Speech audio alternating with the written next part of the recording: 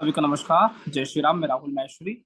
और आज हम बात करने वाले हैं कि कैसे राशि को याद रखा जाए, कैसे नक्षत्र को याद रखा जाए।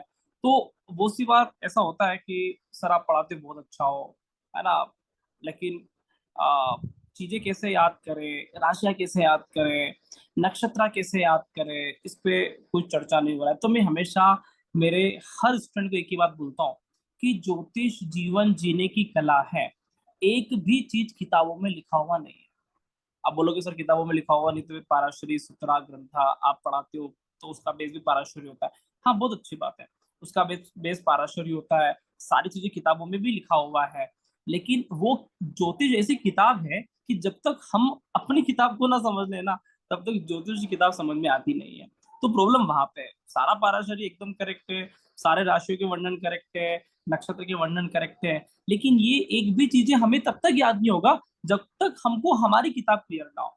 तो बहुत जरूरी है कि हम हमारी किताब को क्लियर करें और उसको कैसे जाने, ज्योतिष को कैसे स्वयं के अंदर से निकालें, कैसे जीवन जीने की कला ज्योतिष और कैसे ज्योतिष स्वयं के भीतर से प्रकट हो सकता है। तो बहुत जरूरी है। एक छोटी सी एक बात करूंगा आज, है ना। तो जैसे ज्योतिष में अपन बात करते हैं गुरु ग्रह को लेकर, आज गुरु ग्रह पे बात कर लेते हैं, चलिए।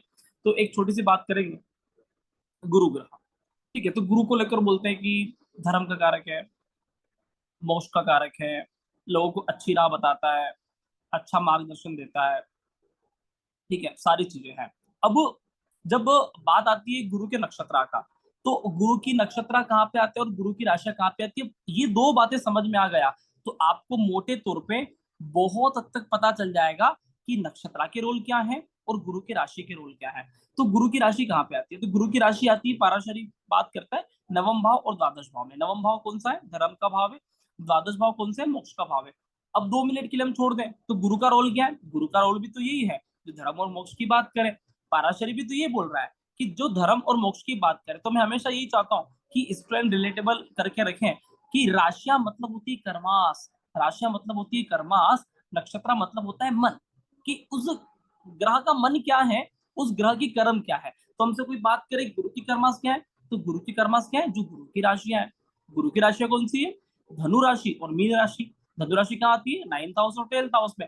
इसका मतलब धर्म और मोक्ष गुरु के मूल कर्मास है। एक अच्छा गुरु वही है जो धर्म की मार्ग बताए, जो मोक्ष जो सेक्रीफाइस त्याग है ना, डिटेचमेंट मोह भंग है ना, आदि चीजों से है ना रूबरू करवाए।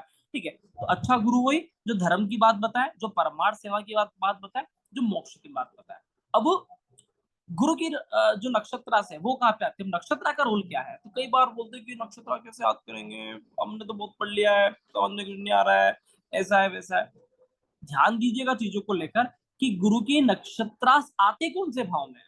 तो कभी अनुभव करे हो कि गुरु के जो नक्षत्रास है वो मिथुन राशि, तुला राशि और कुंभ राशि में 3 3 चरण आते हैं, और कर्क राशि, वृश्चिक राशि और मीन राशि में एक एक चरण आता है। तो गुरु एकमात्र ऐसा ग्रह है जो राशि के माध्यम से भी मोक्ष की बात कर रहा है, नक्षत्र के माध्यम से भी मोक्ष की बात कर रहा है, लेकिन एक चरण। जबकि इसके जो 3 चरण है वो मिथुन में आया, वो तुला में आया, वो कुंभ में आया। इसका मतलब क्या है, 3 7 11 नंबर जिसको अपन बोलते हैं माया की राशि, काम की राशि, इच्छा की राशि, लग्जरी जीवन जीने की राशि। आप हैरान हो जाओगे, आपको बड़ा आश्चर्य होगा कि सबसे ज्यादा लग्जरी जीवन जीने की चाह, काम की चाह, इच्छा की चाह अगर किसी नक्षत्र में है तो वो है राहु के बाद सीधा गुरु। राहु के सभी 4 नक्षत्र काम त्रिकोण की राशि में आते हैं, मिथुन राशि, तुला राशि और कुंभ राशि में राहु के सभी 4 नक्षत्र, सभी 4 चरण आ जाते हैं नक्षत्रों के।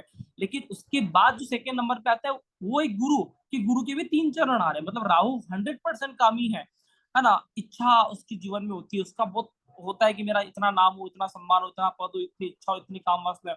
जितनी राहु की है 75% गुरु का भी, उसका भी बहुत होगा, बहुत इच्छा हो मैं ये कर लूं, मैं गुरुकुल बना लूं, मेरे हजारों शिष्य हो, मेरे ऐसे फॉलोअर्स हो। गुरु के नक्षत्र इच्छा की बात करते हैं। अब वो पूरी बात समझ में आया कि नक्षत्र रोल प्ले कैसे करता है।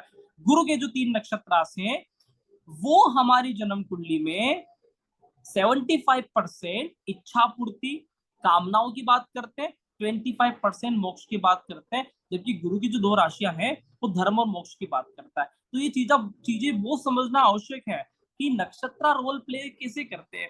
आप मैं चाहता हूँ कि ज्योतिष हमेशा जीवन जीने की कला से समझ में आए।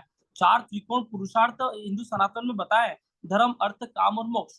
लेकिन कभी आपको ये पता नहीं चला होगा कि गुरु का नक्षत्र के माध्यम से 75% संबंध सिर्फ काम से है, 25% संबंध मोक्ष से है, राशि के माध्यम से धर्म और मोक्ष से। तो ध्यान दीजिएगा, गुरु के पास एक जबरदस्त काम इच्छा, उसके पास एक विल पावर, इच्छा शक्ति, मैं ये करूं, ऐसा हो जाए वैसा हो जाए, यहाँ मेरा साम्राज्य बने, यहाँ मेरे शिष्य हो, वहां मेरे शिष्य हो, पूरे वसुदेव कुटुंबकम में, है ना, ज्योतिष हो, हर जगह ज्ञान फैले, हर जगह ज्ञान का विस्तार हो, हर व्यक्ति एक दूसरे से जुड़े, इतनी कामना, इतनी इच्छा, इतने फॉलोवर रखने वाला अगर कोई ज्योतिष में कोई ग्रह है तो राहु के पास सिर्फ गुरु है। इसकी जबरदस्त इच्छा होती है, और लोग कहते हैं कि गुरु इच्छा कारक नहीं है, गुरु परोपकार है, ऐसा है वैसा है। बहुत गहराई समझेंगे तो गुरु के तीनों नक्षत्र 75% काम की बात करते हैं और 25% मोक्ष की बात करते हैं। आशा है कि आप नक्षत्र को एक अलग तरह से समझेंगे।